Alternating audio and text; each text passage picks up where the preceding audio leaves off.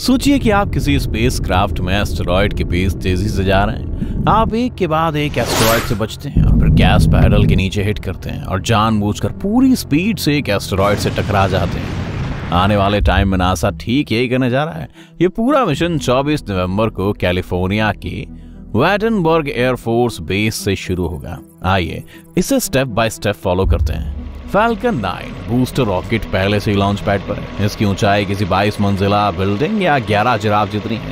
ये लगभग 8 ton cargo को ऑर्बिट में ले जा सकता है। तो आप एक बड़े हाथी को अंतरिक्ष में भेज सकते हैं और उसके लिए खाने की सप्लाई भी। उल्टी गिनती शुरू। 3, 2, 1 इग्निशन। हर जगह धुएं के बादल छा जाते हैं। रॉकेट ऊंचाई पर जाने लगता है। रॉकेट की स्पीड को बढ़ाने के लिए 9 इंजन पूरी ताकत से काम कर रहे हैं। अपनी पीक पर यह साउंड की स्पीड से करीब 10 गुना तेज स्पीड तक पहुंच जाता है। अब रॉकेट इंजन बंद हो जाते हैं और रॉकेट की पहली स्टेज पृथ्वी पर लौटने के लिए अनडॉक हो जाती है।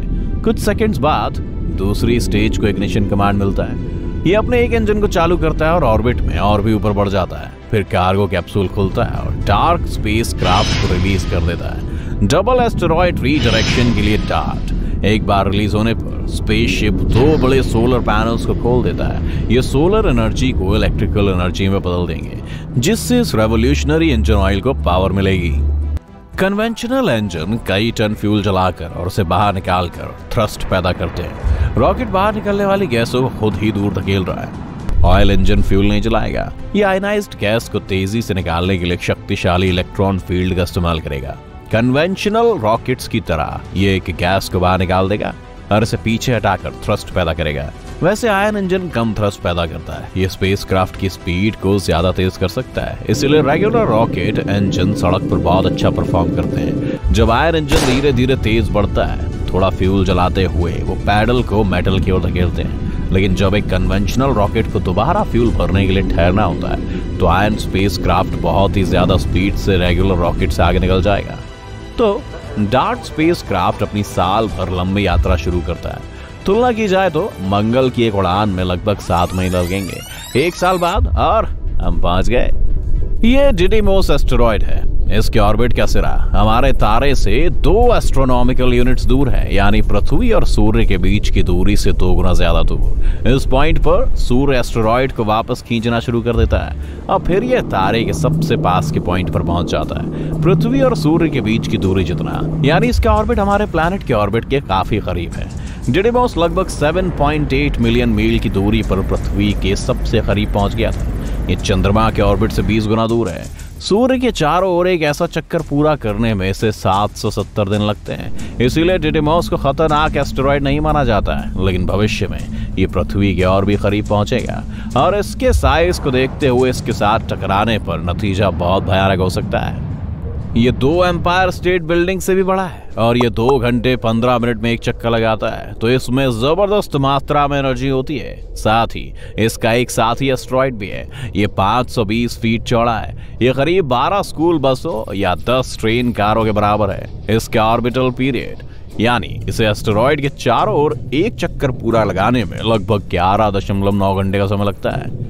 नासा का मानना है कि 80 फीट तक चौड़े एस्टेरॉयड्स के हवा के साथ होने वाले फ्रिक्शन के कारण हमारे एटमॉस्फेयर में इनका पूरी तरह से जल जाना मुमकिन है, इसलिए वे खतरा नहीं है। 25 मीटर से 800 मीटर के साइज के एस्टेरॉयड पूरी तरह से नहीं जलेंगे और बहुत ज्यादा नुकसान पहुंचा सकते, और आधे मील से ज्यादा बड़े एस्टेरॉयड्स बड़े शहरों, यहाँ तक कि पूरे राज्यों को नष्ट कर सकते हैं। दोस्तों,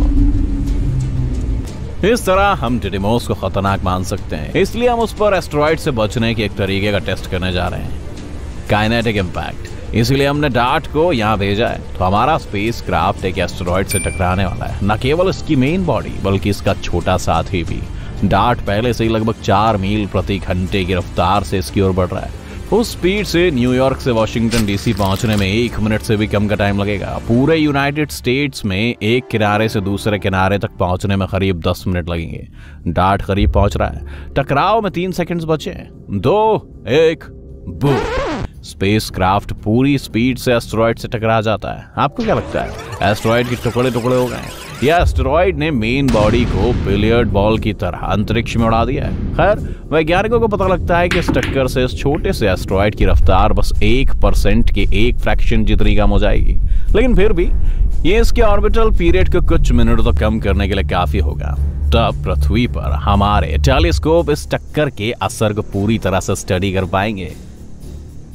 और ज्यादा जानने के लिए हम एक और मिशन पर डिडिमोस के पास एक और स्पेसक्राफ्ट भेजेंगे। ये हेरा है, इसे 2024 में लॉन्च किया जाएगा और ये 2027 के आसपास डिडिमोस पहुंचेगा।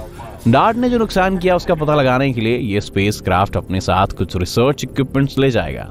जब ये पहुंचेगा तो हेरा छोटे एस्टेरॉइड्स की कई तस्वीरें लेगा, जिसमें एक फ्रेश इंपैक्ट क्रेटर भी शामिल है। हेरा के साथ 2 क्यूब सेट भी होंगे।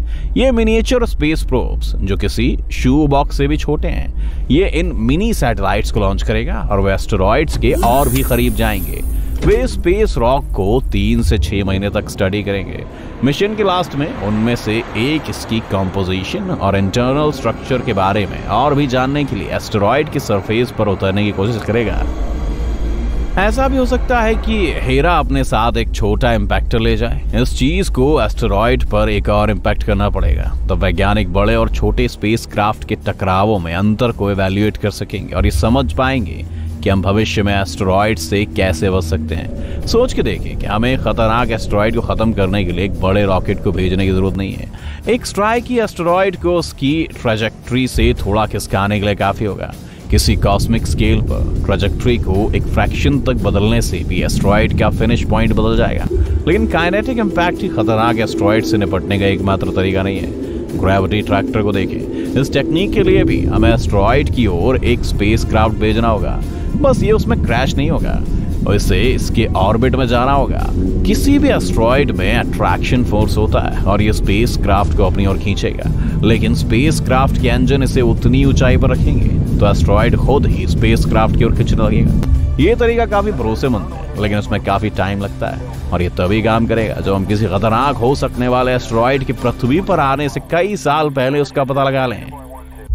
हमारे पास एस्टेरॉइड के पास स्पेसक्राफ्ट भेजने और फिर एस्टेरॉइड ट्रैक्टर टेक्निक को अंजाम देने के लिए काफी टाइम होना चाहिए। दूसरा ऑप्शन लेजर है। जब किसी एस्टेरॉइड की जानकारी मिले तो हमें उस पर शक्तिशाली लेजर बीम से निशाना लगाना होगा। यह एस्टेरॉइड पर एक निश्चित पॉइंट को गर्म कर देगी, जिससे वहां का मटेरियल एवेपोरेट हो जाएगा। यही फिजिक्स काम में आती है। एस्टेरॉइड पर मौजूद मटेरियल ऊपर की ओर एवेपोरेट होता है। इससे एस्टेरॉइड नीचे की ओर जाने लगता है, जैसे हमारे रॉकेट इंजन काम करते हैं। जलता हुआ फ्यूल एक तरफ से बाहर निकल जाता है और स्पेसक्राफ्ट दूसरी ओर बढ़ जाता है। हम लेजर की जगह सोलर पावर का इस्तेमाल भी कर सकते हैं। ऐसा करने के लिए हमें एक बड़ा स्पेस स्टेशन बनाना होगा, जिसमें बहुत सारे मैग्नीफाइंग ग्लासेस लगे होंगे। क्या आपने कभी लकड़ी के सरफेस पर लेटर्स को मैग्नीफाइंग ग्लास से जलाने की कोशिश की है? हम ठीक वैसा ही करेंगे, लेकिन एक एस्टेरॉइड के साथ। स्पेस स्टेशन को सूर्य की बहुत सारी किरणों को एस्टेरॉइड की एक पॉइंट पर फोकस करना होगा। फिर से हाई टेम्परेचर के कारण मटेरियल एवेपोरेट हो जाता है और इससे एस्टेरॉइड की ट्रैजेक्टरी में थोड़ा बदलाव आ जाता है, जिससे यह हमारे प्लैनेट के पास निकल जाता है। फाइल के बारे में क्या ख्याल है? ये सही है। हम साधारण फाइल का इस्तेमाल करके किसी एस्टेरॉइड से टकराने से बच सकते हैं। हमें एस्टेरॉइड को इस रिफ्लेक्टिव मटेरियल से लपेटना होगा। फिर एस्टेरॉइड सूर्य की किरणों को अब्सॉर्ब नहीं करेगी, बल्कि उन्हें रिफ्लेक्ट करेगी। इससे एस्टेरॉइड के सरफेस पर थोड़ा प्रेशर बनता है। ये ऐसा है जैसे कि सूर्य की किरणें एस्टेरॉइड को धक्का दे रही हैं और ये इसकी ट्रैजेक्टरी को बदल देगी। ये आम लेकिन भरोसेमंद ऑप्शन है। Conventional rocket angels. हम एस्टेरॉइड पर कई शक्तिशाली इंजन्स लगा सकते हैं। इससे थ्रस्ट पैदा होगा और ये एस्टेरॉइड की ट्रैजेक्टरी को बदल देगा। और अगर हमारे पास काफी इंजन हो तो हम एस्टेरॉइड को कंट्रोल भी कर सकते हैं।